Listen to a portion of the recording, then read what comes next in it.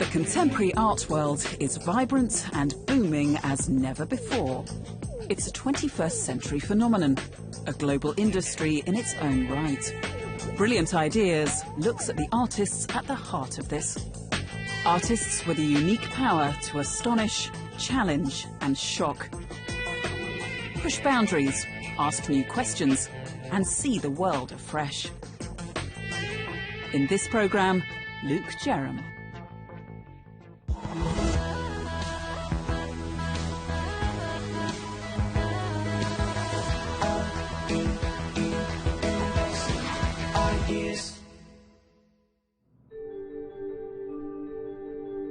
Luke Jerram is probably the most famous artist you've never heard of. Working mainly in sculpture and large-scale installation, his work has been seen by millions of people across the globe. You may not know his name, but chances are you've come across his artwork and may even have played it.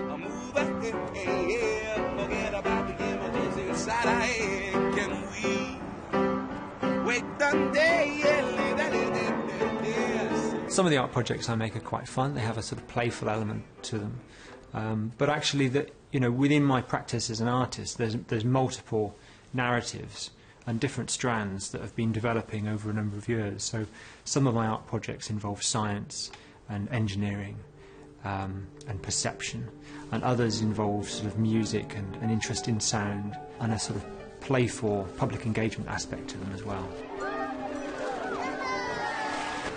I think he's a unique visionary. I think he always comes up with new ideas. Luke's practice is about perception and human perception. He creates really interesting and engaging artworks that kind of communicate with audiences on many different levels. He is able to take, if you like, sometimes obvious things, but use them in very new and very effective ways. As an artist, I'm quite happy to apply my creativity to anything, really. And by working with specialists, whether it's an engineer or a composer or a glass blower, it means that anything's possible.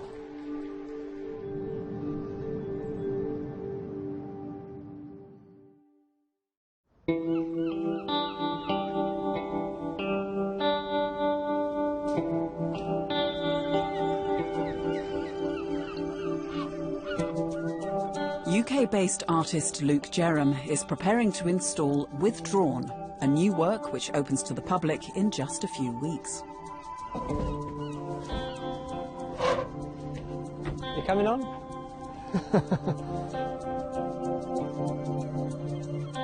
He's collected old fishing boats from around the country and plans to place them deep in the woods outside Bristol, where he lives and works.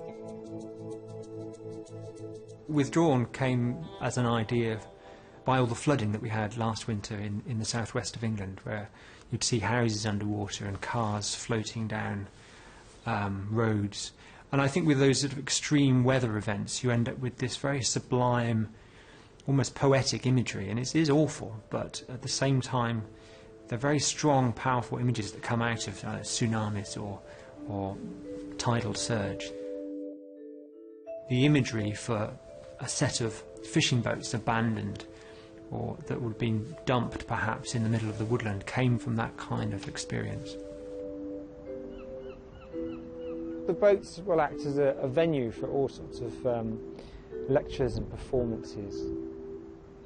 One of my slight concerns is if people have heard about the project and they go to see the boats in the woods, there may be a percentage of the population who will go, but that's just some boats in the wood. So there's that sort of sense of self-doubt about it. I mean, we've got all these series of events on anyway, but it's at what point do you start making artwork for other people? What I try and do with all my artworks is try and have sort of different points of entry, so that a 4-year-old child will be able to appreciate and explore this installation in one way, but a marine biologist will think about it in another, and an art curator will think about it in another, so that there's enough there for everybody, really. I suppose that all the art projects I create are ideas driven, so they stem from a particular concept or a brief that I'm given. And ideas can come from anywhere, I think. You know, I'd be quite happy to create an artwork out of a set of ladders, you know. I think we're all innovative. We can all come up with ideas in the pub on a Friday night. The trick is being able to take those ideas and actually make them happen. The idea for Sky Orchestra came from visiting Tunisia, and I was staying in a small town on the edge of the desert called Douz, right in the south of Tunisia. And in the middle of the night, as I was laying in this sort of dark hotel room, a minaret started calling right on the edge of town, and a few minutes later another minaret started calling slightly closer. And after a while there were like 10 minarets calling from all different parts of the town right across the city. It was a very beautiful experience, and it just sort of lifted me into this space on the edge of sleep. And I came back to Bristol and I bumped into a hot air balloonist, and it sort of came to me, this idea that actually I could recreate that edge of sleep musical sculptural experience for the public by strapping speakers onto hot air balloons and playing music to affect people's sleep, and we would fly over cities to sort of inspire people's imaginations.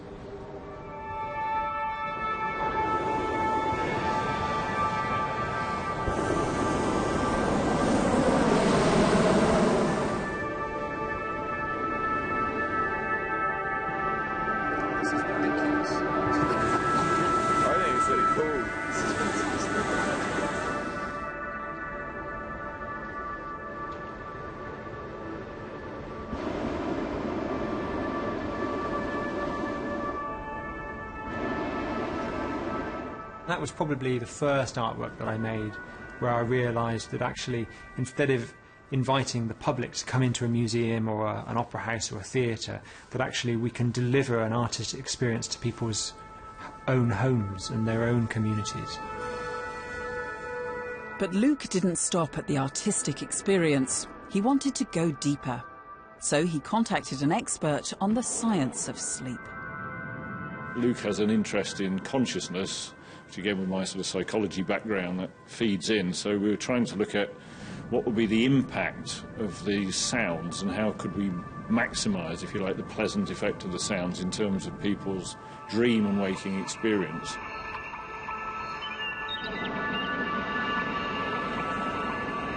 I think our lives are often very regulated now. We live in a high-tech society and we have all these gizmos, but somehow I think Luke often taps into a very fresh, new aspect, and you have to sort of stand back and say, well, I kind of know the components, but he's put them together and created something that's really different and new, and I think that's one of the best things about what he does.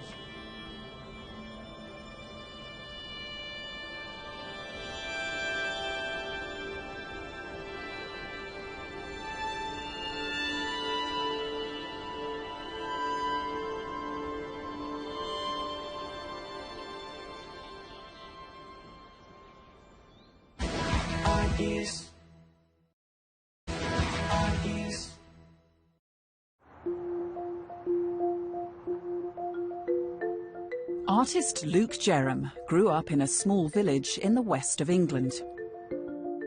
As a young boy, he was fascinated by how things worked. I was interested and quite curious in the world around me. I suppose I was one of those kids to take apart the radio, and just try and work out how it was working. I've always had a fascination for perception and how we see the world because I'm colourblind, which actually means that my paintings are really awful to begin with. But I suppose that colourblindness has given me a natural interest in visual perception.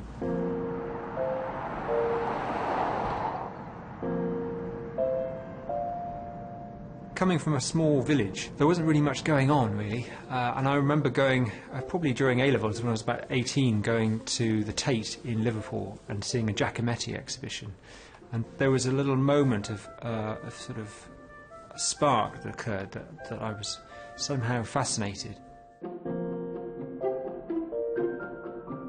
The sculptures that looked ordinary, sort of figurative sculptures from one angle, and then when you look at the artwork from the front, you realise that the sculpture's incredibly thin.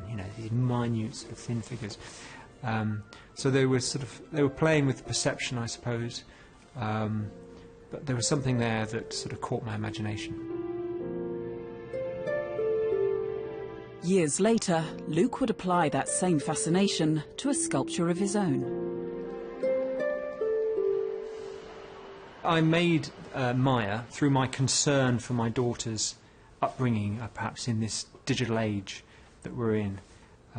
We all seem to be fused to our little gadgets, our mobile phones that we hold in front of us. So she's there holding and engrossed in her mobile phone, standing on the train station.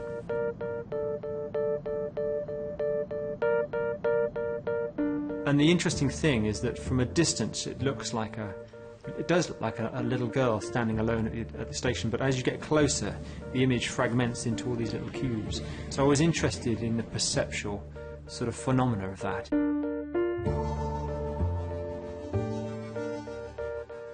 We actually scanned my daughter with an Xbox and took that 3D model and pixelated it, and then the entire artwork was made by waterjet cutting layers and layers of aluminium and sticking all those together.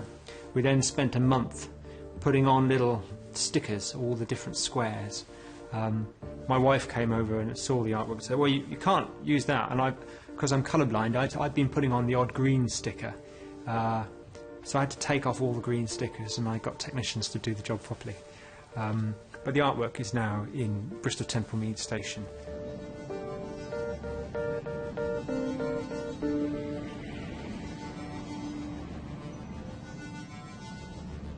At art college I studied sculpture but also performance art.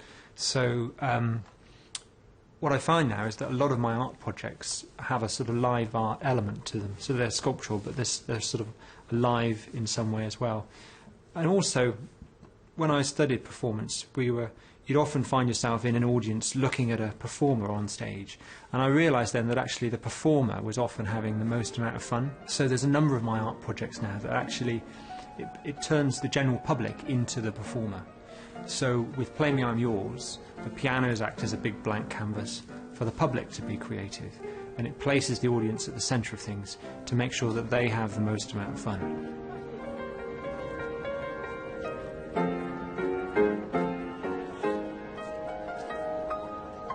Play Me I'm Yours came from visiting a laundrette, where I'd see the same people there every weekend, sort of washing their clothes, but no one was talking to one another. So I realised then, in a city there must be all these invisible communities right across a city, people perhaps waiting for a bus together every day or waiting for a train, and they'd recognise each other but they wouldn't talk.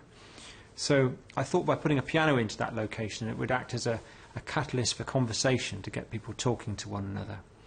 And in 2007 I installed 15 pianos across Birmingham as part of an art project. And the idea seemed to sort of capture people's imaginations somehow. So the pianos are left on the street for the public to play for 2 or 3 weeks. Each piano's got the words "Play Me I'm Yours" on it, so that's an invitation for the public to sit down and engage with it, to say, look, these pianos are here for you to sit down and engage with. After the success of his first pianos in Birmingham, Luke took his idea to the world, and it soon became a global phenomenon.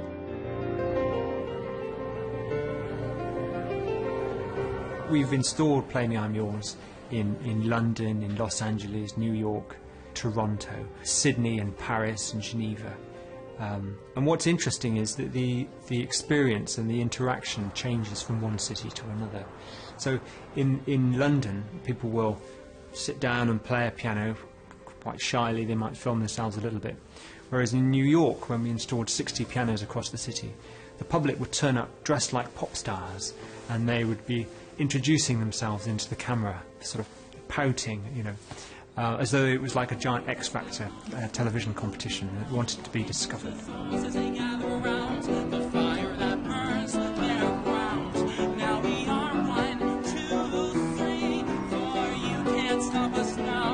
He really genuinely wants to engage people through art with new experiences and questions about the world that we live in.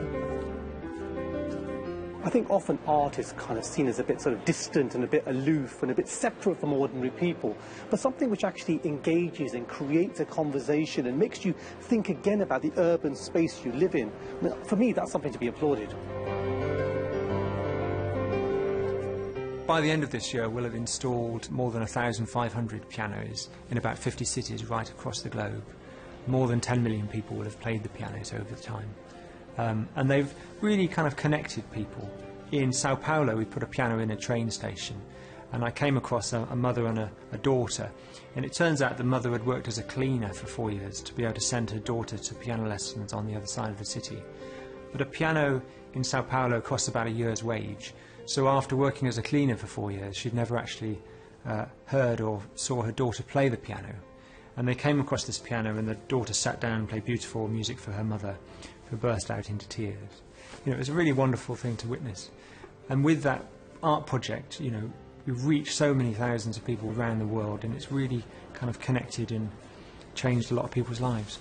So I'm quite proud of that.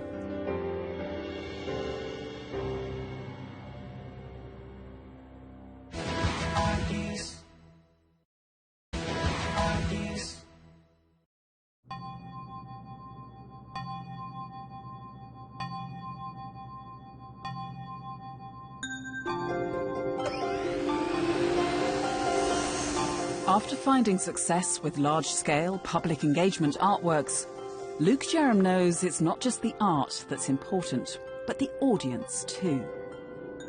It's part of the job for me to, as well as making artwork, my job is also to help communicate it and get it commissioned and get it out there, and so a lot of people will know about it. So a lot of the artwork I make generates a huge amount of both national and international publicity. After the extraordinary public response to his piano installation, Play Me I'm Yours, Luke decided to embark on his most ambitious artwork yet. Park and Slide came about, it was just a small, fun idea, really, that I had, because my office was based on the street where Park and Slide took place, and I thought, in the summertime, wouldn't it be nice during the heat wave to be able to commute home on a giant water slide? In 2014, Luke's vision became a reality. But not even he could have predicted just how big it would become. On the day, we ended up with 60,000 people turning up to watch the slide, but also hundreds of journalists, and it led to about 500 news articles that reached more than 1 billion people around the world.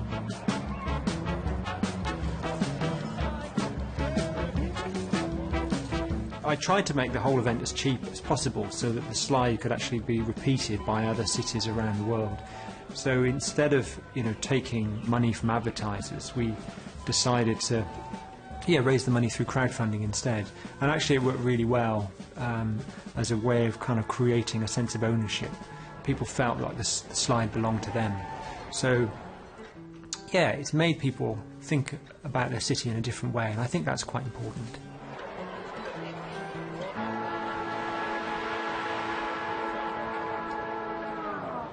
I think each artwork that I make sort of expresses a different side of my personality, I suppose. So some of the artworks I make are quite generous. It's a gift, to a community. Whereas others are perhaps an expression of my interest in science or visual perception.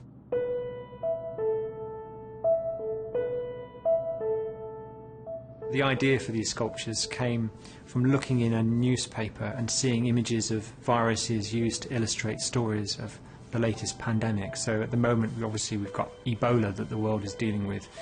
And you'd often see a brightly coloured image of Ebola used to illustrate a story. But I realised quite quickly through doing a little bit of research that actually viruses don't have any colour, that they're actually smaller than the wavelength of light. So about 10 years ago I made a small glass sculpture of HIV as something to contemplate and think about. And people seemed to like it. It was bought by a museum. And now it's led to this massive body of glass microbiology artwork that is presented in museums all around the world.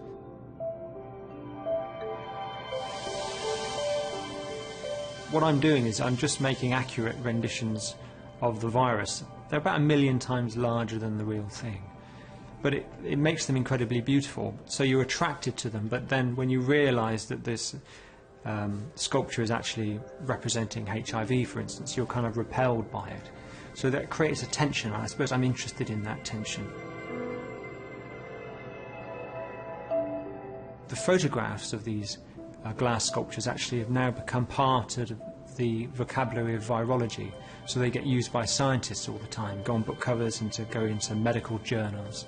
So it's a sort of, there's an unexpected outcome, I think, to lots of my art projects.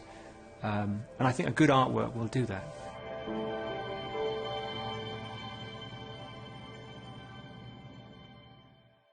As an artist at the moment, I'm managing about 16 different art projects with, that I'm developing concurrently. And they all have their own time scale. It's a bit stressful at times, but generally I have a lot of fun.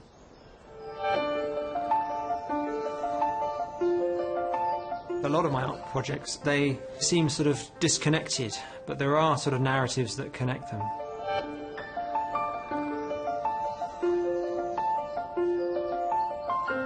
Today, Luke is installing his latest artwork, Withdrawn. He's gone back to his roots and created a large-scale installation that he hopes will spark the public's imagination. I'm interested in the whole experience of an artwork. So for some people, the journey towards this artwork will start when they hear about it in the newspaper and they decide to go with their kids. And they might drive up or they'll cycle up to the car park, and then there'll be a walk into the woods to get here to discover it with their kids. And that journey is all part of the artistic experience, really, from my perspective. And what you'll end up with at the end of it is a set of memories, and it'll be the memories fundamentally that is the legacy for this project. And just like Luke's other artworks, today he's attracted a lot of press, much to the delight of those who commissioned the piece. Personally, I think it's absolutely exceptional. We're trying to recall if we've ever seen anything quite like this before. Bringing real-world objects into a woodland. It's a very particular kind of magical experience.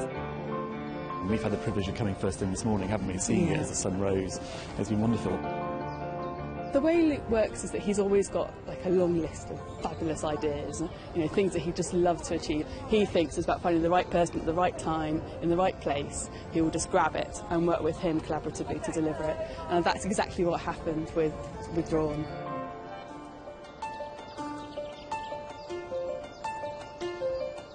I feel like I've just learnt how to be an artist, I suppose, and I'm sort of beginning to sort of open my wings, spread my wings, and get a sense of what I'm capable of doing. To create artwork, it doesn't have to be huge and large scale. You can do sort of outrageous, innovative, groundbreaking artwork on an artwork that's as big as your hand. So it's not always about scale or complexity. It can just be about simple ideas that can change the world.